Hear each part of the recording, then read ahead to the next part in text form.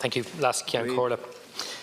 Tonight, as many as 13,000 adults and children will sleep either on the streets, in emergency accommodation funded by the Department of Housing, TUSLA, the Department of Justice, or indeed not funded by any government department at all. And contrary to what the Minister said before he left, the Oireachtas Committee did not, under any circumstances, accept that his removal of homeless adults and children from the homeless figures was acceptable.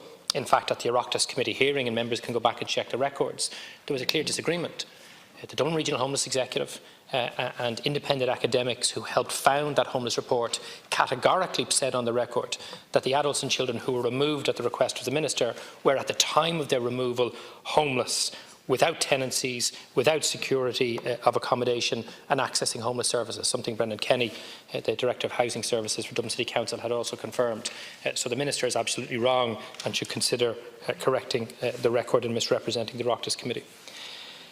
The Minister also claimed that recent figures, both from the CSO and his own department, suggest that we're turning a corner, that supply is beginning to increase, and that's a sign that things are going to change. The problem is, if you take the figures that he's quoting and you compare them against his own targets, the very opposite is the case. So last week, the CSO released their 2018 total output figures. They're good, robust figures, and I've no quibble with them whatsoever. And they told us 18,000 homes were constructed in 2018. That's up from 14,000 the year before and up from 9,000 the year before that. And OK, that is positive. But what is the Rebuilding Ireland commitment? And I'll quote it. To ensure that an average of 25,000 homes are produced every year in the period to 2021.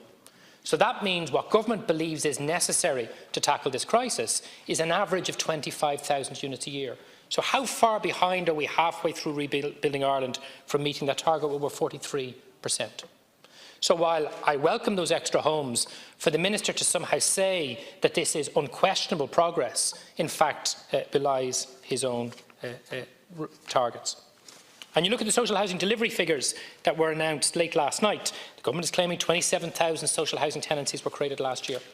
Well, of course, we know from the figures that only 6,861 real social houses owned by approved housing bodies and local authorities were delivered last year. And that's not my definition of real social housing. It's the National Economic and Social Research Council and the Dáil Housing and Homeless Committee.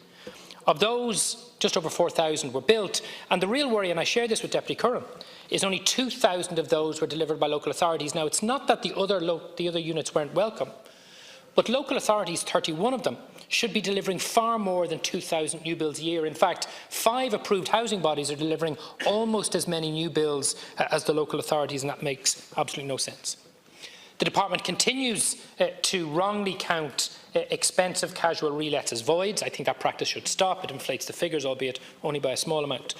But probably the real scandal of the figures last night is 44% of the traveller accommodation budget remains unspent. Second year in a row that community has been badly served by government. That's why traveller homelessness is higher than any other section of our community. That's why things like Carrick Mines happened. And while I appreciate it is not solely the fault of central government must do more to address that shortfall to make sure it doesn't happen again this year. The real problem with yesterday's figures is they confirm the overall picture. 75% of all social housing need is being met by subsidised private rental tenancies through HAP-RAS and leasing. It's the casualisation of social housing. It's almost like zero contract hour or zero-hour contracts in the social housing space. But it's also very expensive and it crowds non-social housing tenants out of the private rental market. And the Minister is wrong when he says that they're rebalancing. Rebuilding Ireland wants to have 90,000 additional HAP tenancies by 2021. We're going to have more subsidised private rental tenancies than we have ever had before at higher cost if this plan meets its targets, which it seems to do on that front. So how do I know Rebuilding Ireland isn't working? Well, last year the total number of real social houses is just under 7,000. How many new households came onto the social housing waiting list last year? 14,000. So if you're producing half the number of new applicants, how are you ever going to deal with historic need, let alone future need? In fact, it will take you 20 years to do so, which is why we know that this plan isn't working. So what do we need? Well, we know what we need because almost everybody else by the government is telling you. We need a rights-based approach to housing, enshrining the right to housing into the Constitution. We don't need more time. Constitutional Convention recommended it by 84% in 2014. In fact, it was a deal between Fianna Fáil and Fine Gael that denied a housing committee the right to be able to deal with this issue. It's buried in finance, and we'll never see the outcome of that, which is really what's going on, not deliberation. We need a doubling of capital investment in social and affordable housing to meet real targets and real need. We need action to freeze rents and, in Sinn Féin's view, take the pressure off struggling renters with a refundable tax credit.